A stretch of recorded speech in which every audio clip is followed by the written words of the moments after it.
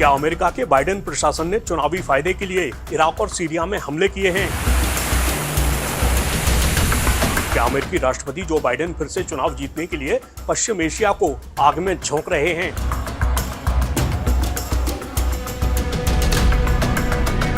America के कट्टर दुश्मन रूस के आरोप से ये सवाल उठे हैं। रूस ने आरोप लगाया है कि दुनिया में अमेरिकी वर्चस्व को बचाने और आगामी अमेरिकी राष्ट्रपति चुनाव से पहले बाइडेन प्रशासन अपनी छवि चमकाने के लिए आक्रामकता दिखा रहा है। वहीं इस मामले पर अमेरिका का कहना है कि उसके हमले वैध हैं। अब सवाल यह है कि अमेरिका ने किस आधार पर इन हमलों को वैध बताया है और पूरा मामला आखिर है क्या? चलिए आपको बताते हैं हर बड़ी बात। दरअसल हुआ यह है कि पिछले कुछ वक्त में अमेरिका और ईरान समर्थित उग्रवादियों के बीच लड़ाई तेज हुई है। इसी क्रम में हाल ही में जॉर्डन में अमेरिकी सैनिकों पर बड़ा हमला हुआ था। इसके बाद अमेरिका ने भी इराक और सीरिया में ईरान समर्थित मिलिशिया के खिलाफ हमले किए। इस लड़ाई में गाजा पट्टी में चल रहे इजराइल और फिलिस्तीनी उग्रवादी संगठन हमास के बीच युद्ध की भी बड़ी भूमिका है। इजराइल का करीबी दोस्त अमेरिका लगातार इजराइल की मदद करता रहा है।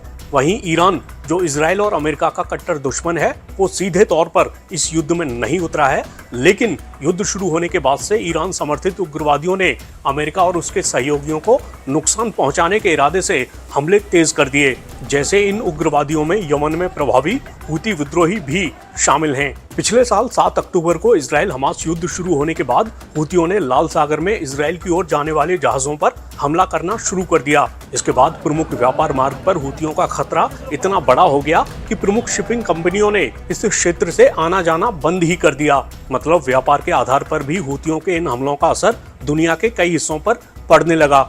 उधर अमेरिका ने अपने और सहयोगी देशों के हितों को बचाने की दलील देकर हूती विद्रोहियों के ठिकानों पर ताबड़तोड़ हमले किए।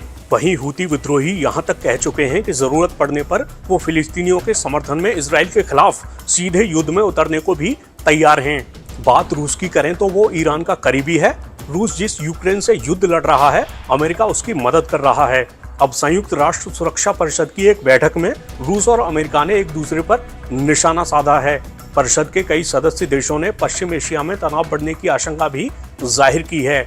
संयुक्त राष्ट्र में रूस के राजदूत वैसिली नेबेंजिया ने अमेरिका पर अंतर्राष्ट्रीय कानून का उल्लंघन करने और पश्चिम एशिया में अराजकता और विनाश के बीज बोने का आरोप लगाया। उन्होंने आरोप लगाया कि अमेरिका और उसके सहयोगियों की हिंसा फिलिस्तीनी क्षेत्रों से लेकर लेबनान, लाल सागर और यमन तक बढ़ गई है और ये पश्चिम एशिया में शांति स्थापित करने के अंतर्राष्ट्रीय प्रयासों को नाकाम कर रही है।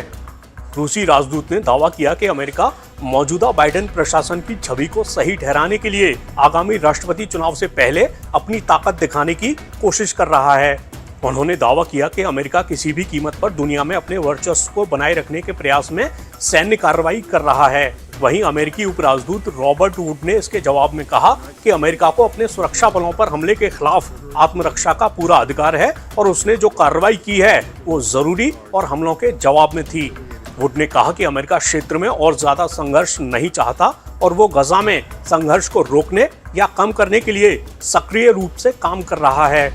वुड ने कहा, हम ईरान के साथ सीधा संघर्ष नहीं चाहते हैं, लेकिन हम अपने कर्मियों की रक्षा करना जारी रखेंगे। उन्होंने ईरान पर अपने चरमपंथी लड़ाकों पर लगाम लगाने में नाकाम रहने का आरोप लगाया। बात ईरान की करें तो वो भी अपने करीबी लड़ाकों की हरकतों से पल्ला झाड़ते हुए दिखा है। जैसे जॉर्डन में अमेरिकी सैनिकों पर हमले के बाद ईरान ने कहा था कि प्रतिरोधी समूह इजराइल की ओर से युद्ध अपराधों का जवाब दे रहे हैं, वे ईरान से आदेश नहीं लेते हैं।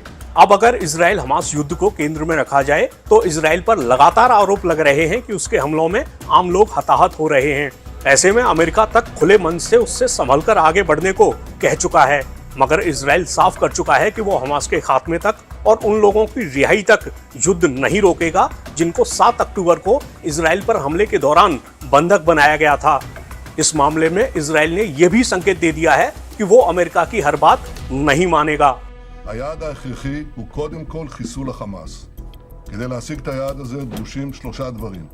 ראשית, נדרש מיטוט הגדודים של החמאס.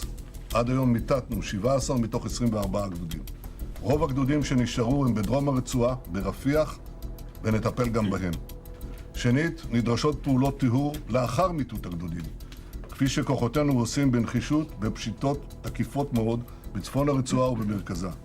שלישית, נדרש נטרול התת-קרקע, כפי שכוחותינו עושים בשיטתיות בח'אן יונס ועושים בכל חלקי הרצועה, וזה דורש עוד זמן. אנחנו לא נסיים את המלחמה לפני שנשלים את כל יעדיה. חיסול החמאס, השבת כל חטופינו, והבטחה שעזה לא תהווה עוד איום על ישראל. המאמצים לשחרור חטופינו נמשכים כל העת. כפי שהדגשתי גם בקבינט הרחב, לא נסכים לכל עסקה ולא בכל מחיר. הרבה דברים שנאמרים בתקשורת כאילו הסכמנו להם, כגון מה שקשור בשחרור מחבלים, אנחנו פשוט לא נסכים להם. ישראל היא מדינה ריבונית. אנחנו מעריכים מאוד את התמיכה שקיבלנו מממשל ביידן מאז פרוץ המלחמה. תמיכה בחימושים, תמיכה במוסדות בינלאומיים, בשליחת כוחות למרחב ועוד. אין זה אומר שאין בינינו חילוקי דעות, אבל עד היום הצלחנו להתגבר עליהם בהחלטות נחושות ושקולות.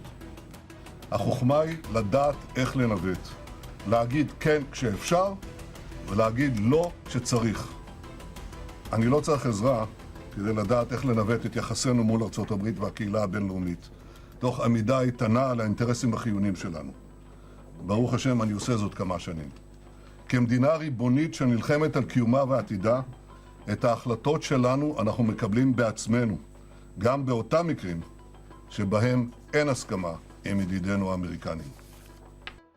בימים האחרונים חשפנו לעולם שאונר"א משתפת פעולה עם החמאס, ושחלק מאנשיה אף השתתפו במעשי הטבח ומעשי החטיפה של ה-7 באוקטובר. זה רק מחזק את מה שידענו כבר הרבה זמן, שאונר"א היא לא חלק מהפתרון, אונר"א היא חלק מרכזי מהבעיה. הגיע הזמן להתחיל את תהליך ההחלפה של אונר"א בגופים אחרים שאינם נגועים בתמיכה בטרור. תודה רבה. तो मामले में बहुत सी चीजें उलझी हुई हैं, लेकिन जब आप तनाव बढ़ने की जड़ में जाएंगे तो आपको हर पक्ष किसी न किसी मोर्चे पर जिम्मेदार दिखेगा ही।